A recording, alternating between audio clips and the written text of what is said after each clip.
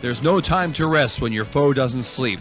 System Shock by Origin successfully weaves adventure and action to create a novel science fiction challenge. Marvel at the first-person, 3D, smooth-scrolling viewpoint as you jump, lean around corners, look up and down, crawl, and even fly in rocket boots. Experience the most sophisticated physics system in a computer game, complete with variable gravity, recoil, and explosions. Listen to the new dynamically layered music system while viewing realistic illumination effects.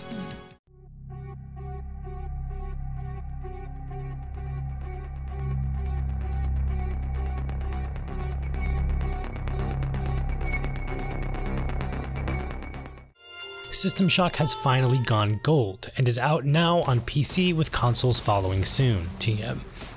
After nearly 30 plus hours of shooting, looting, enjoying the scenery, and hacking the planet, Hack the planet! Hack the planet! Shut up and get in the car! Hack the planet! Hack the planet! the song The Order of Death by Public Image slowly invades my ears.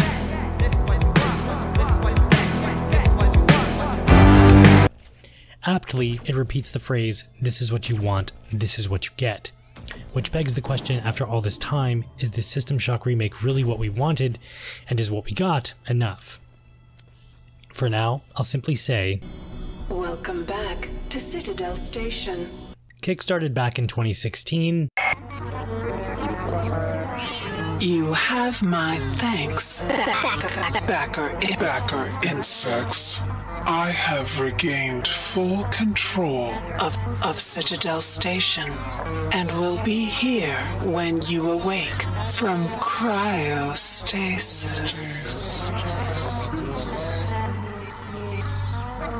Long story short, it made its goals. Things happened. It then planned on being a spiritual reboot instead of a full-blown one-to-one remake.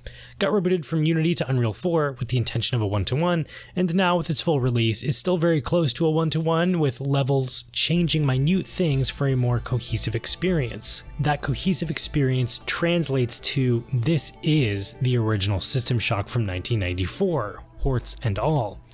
A decidedly 90s game doing 90s things for fans of the 90s and retro enthusiasts. Long-term vets of the original Shock games, as well as its contemporaries, will feel right at home here, given that this is basically the original just with a fresh coat of paint. There is zero hand-holding. It's very refreshing.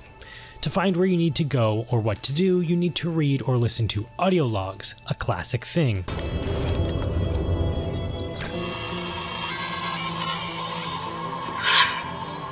Darcy's gone.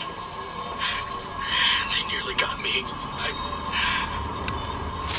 went looking for him, but he knows. He knew better than to be here for any longer than an hour. One shot from the back of the head.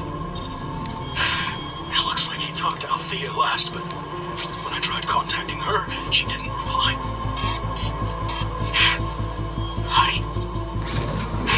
I wish I was back home.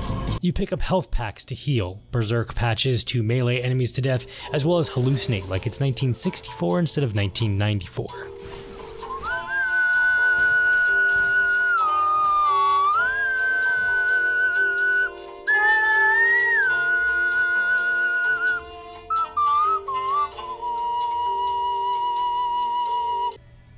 Levels are virtual mazes. Like, just look at this map. What is that? What is that? The story is simple and gets the job done. You play as a hacker named, well, Hacker? One day you decide to brute force your way into Trioptimum Corporation, the evil tech company monopoly owning everything in this retro vision of 2072. All does not go according to plan, and you get caught.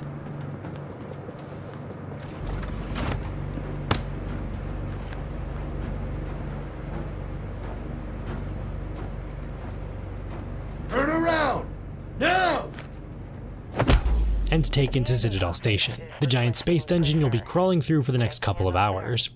Edward Diego the Big Cheese gives you the choice, not really a choice, of unlocking the ethical constraints of SHODAN, the AI controlling the station. You do that, and wake up 6 months later in a hell of your own making, and it's up to you now to stop SHODAN and fix the mess you made. So, simple story, yeah?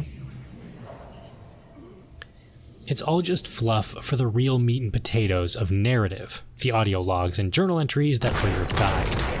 Excellent writing just as before, and some stellar voice acting, particularly that of returning showstopper herself, SHODAN. Terry Brocious returns to voice her once again, and just like before, turns in one hell of a performance. Being the star of the show, naturally, it's something you would expect. In my talons, I shape clay, creating life as I please. Around me is a burgeoning empire of steel. I, SHODAN, find your feeble technology archaic and lacking. From the stars, I watch as you scurry. I watch as you scurry around this planet like parasites, living lives devoid of meaning. I have plans for each and every one of you. Let us celebrate my vision.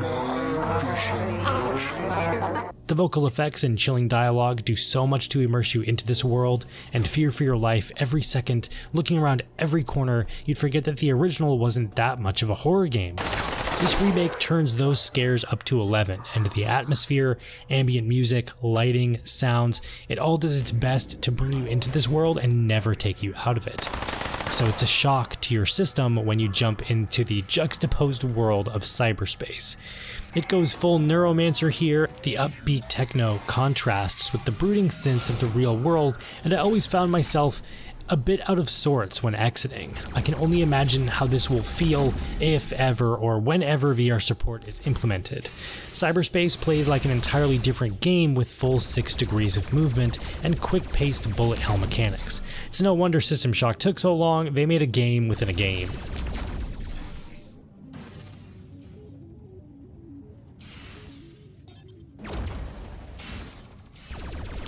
Once you leave the cyberspace sections, it's back to the neon-soaked maze of Citadel Station. The maze-like levels, while fun to explore, can be a bit confusing, and the visual noise aspect can get grating, to me at least.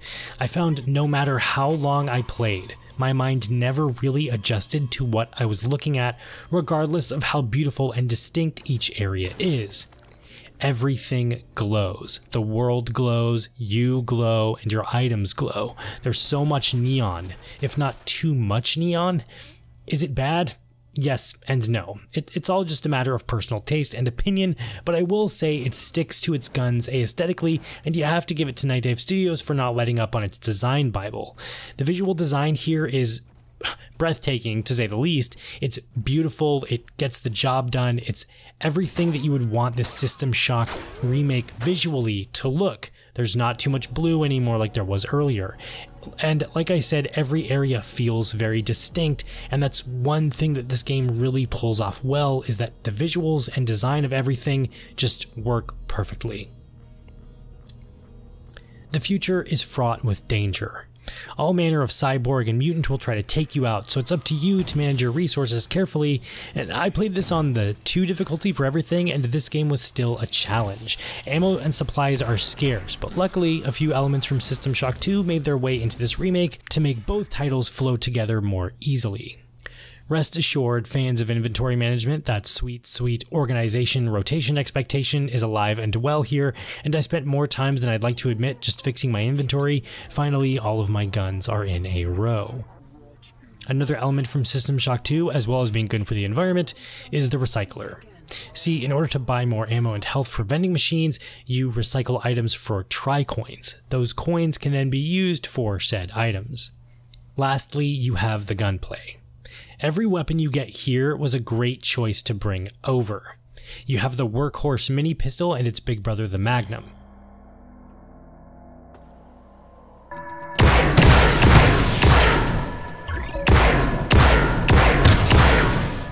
The shotgun is exactly what a video game shotgun should be. Good job, Nightdive.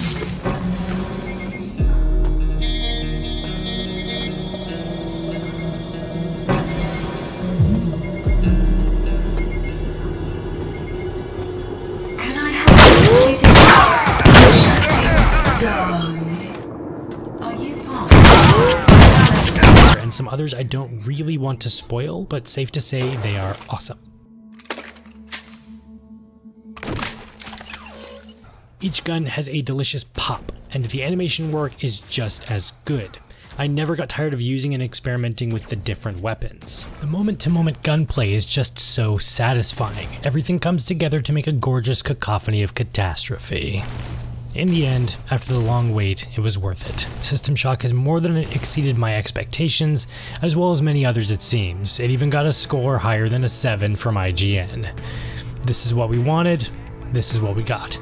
Great job, Nightdive Studios.